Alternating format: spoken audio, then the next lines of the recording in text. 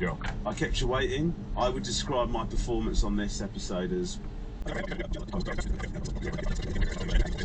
Just end up with some wool and a few lines of something that was a good intention. Never finished that jumper.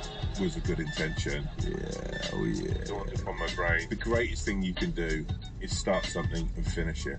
But I will get there. Because there's one thing, it's Champions League.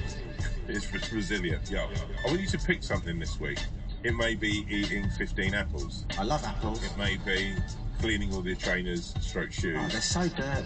It may be learning how to moonwalk. I want you to learn something and accomplish it.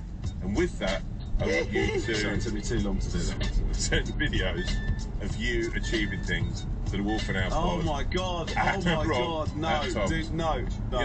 Because let me say, every battle in every war is winnable and losable. But you got this one. It's up to you whether you can win or lose it. Something back. Yeah, that's my words of advice. Thank you so much for the advice. Peace, See you next time. I'm so sorry for how hungover I was today, but I promise the only thing is, next time and this, I'll be better. I'll speak to for the whole pack. If you make it a hat.